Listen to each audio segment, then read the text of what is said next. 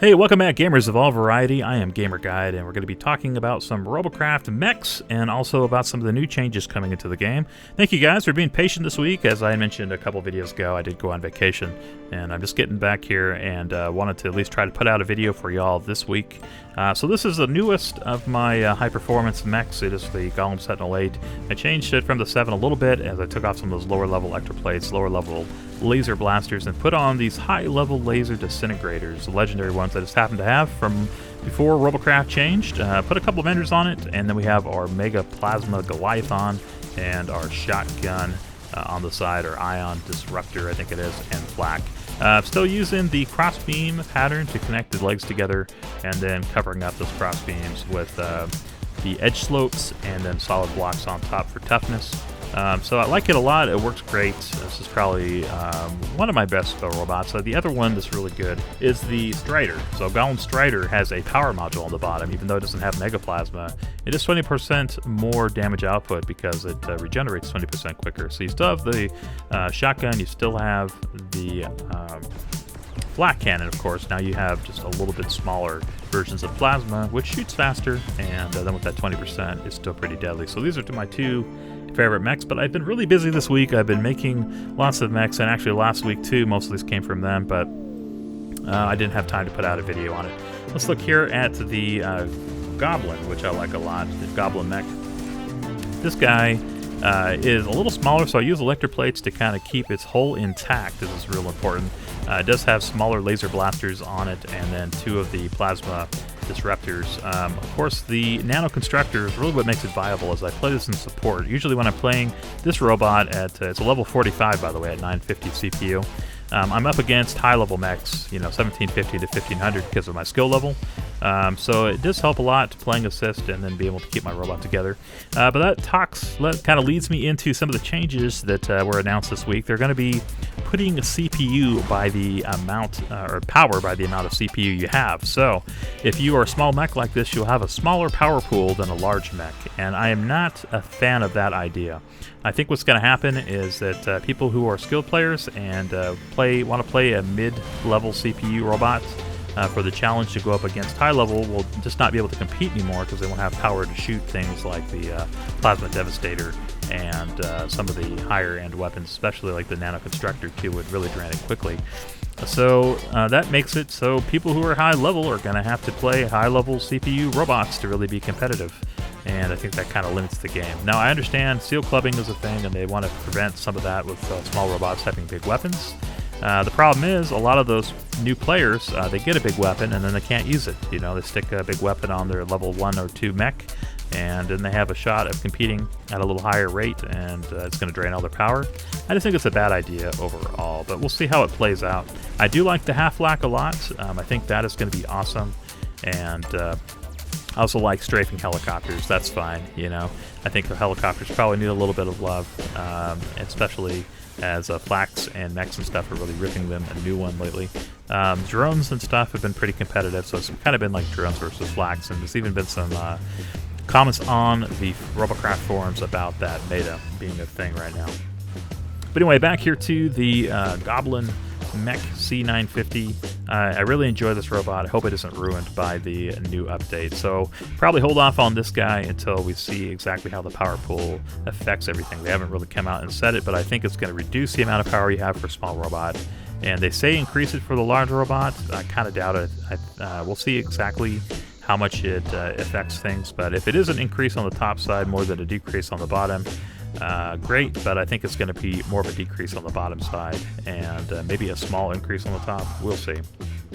Anyway, let's go to my next mech here, the Kratos. I never played Gods of Wars, but I did name this robot after it, if you guys did.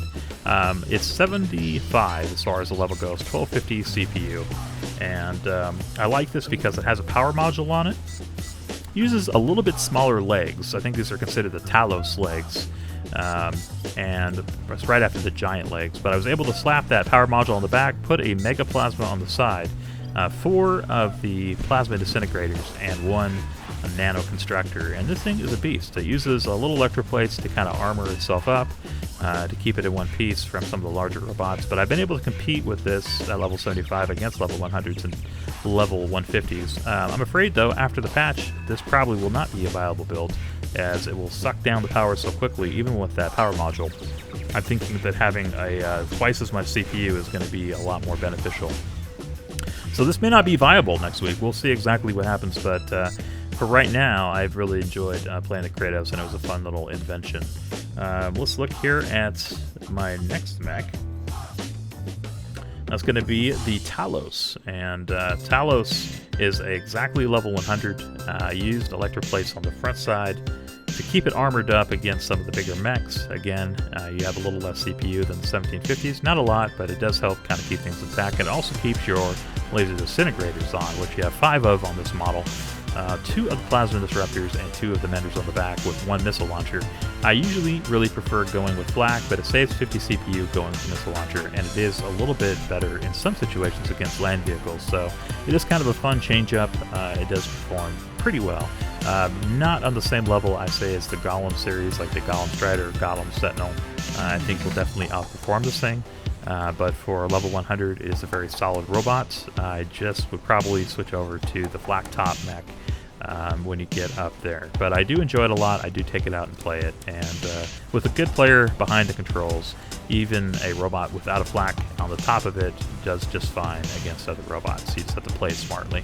And having those 5 laser disintegrators does help a lot, especially when you have such good hull integrity like this, where you're not losing your guns by having them peeled off as easily as they have to go through the electroplates really to get a good shot a lot of times, at least on the ones that are on the bottom row for sure. So I enjoyed this a lot. My last mech is the Golem Gunner, and that's actually over on my Rollin account. So all these other ones, you can find them on GamerGuide account. The Rollin account, I just tried something different. I wanted to see how well I could do with the laser Leviathans, the biggest ones. So that's 750 CPU just for those laser guns. Then I threw a flak on top, of course, as it kind of keeps it viable against air units, keeps you useful, and then put on 2 of the Plasma Devastators. So this thing is a powerhouse as far as offensive output, but it doesn't have any heal, and it is real minimalistic on blocks. So that is kind of the downside. Only has 1 jump hover on the back. It still can accomplish what it needs to. But it was kind of experiment. It does work really well. You can put out really good damage output. You just have to be kind of cognizant of going up against enemies with shotguns too closely. If you have a little bit of range on them, you can definitely take them down. But I did enjoy it. It was kind of a fun experiment, and it's something else I would probably put it up on the Rollin account, so you can check that out. But guys, thank you very much for checking out this video, and thanks for all the patience and everything. With me being on vacation and just getting the video out a little bit later than normal this week. Let me know what you guys have been up to and what you've been building in a Robocraft, if you've been playing Robocraft. And if you haven't been playing Robocraft, what games have you been playing? I'd be interested to hear. I'll be putting out some more videos next week, of course, on the changes here and the update to Robocraft. And there was also a new community polling taken of what people would like to see as a quality of life improvement, and several good options in there. I remember one of them that came up that I was really a big fan of was the undo and redo button, so definitely looking forward to that. Hopefully that is one of the things that is incorporated into the game, as there's plenty of times where, you know, your button sticks or something and you accidentally delete a huge swath of your robot by accident. So I'd love to be able to just undo that. That'd be so nice. But anyway, guys, like I said, I'm kind of mixed on the new patch. We will see how it comes. I'm excited about the half-flak. The front-mounted SMGs, I don't know, it seems like they continually are struggling to make those things something that we were going to make, and it's just like a cosmetic change now. If it's going to be exactly the same with a front mount, then I guess I could see some people putting a front mount on, but last time I checked, they're still taking up more room, and we already have an SMG, so I don't even see a purpose still for the front mount lasers, basically. So half-flak is good. Strafing helicopter is great, but the new power changes, big thumbs down for me, I think. I'm not gonna, I'm gonna go out on a limb here and I'm gonna say that's gonna be a bad change, but hopefully I will be wrong on that, and it will go over and everybody will enjoy it, and it will just be more power instead of less power, so we'll see. But anyway, guys, we will check that out next week. Come back and visit real soon here at Gamer Guide channel, and I look forward to seeing you guys in the game. I had some fun playing with y'all this last week on a couple of days I had a chance to pop in and play a couple games. Got a chance to play with a couple people, one from Russia and a couple other places in the world too. So don't forget to leave that thumbs up for me, leave a comment down below, and I'll see you guys here real soon for another episode here on Gamer Guide Channel. Later!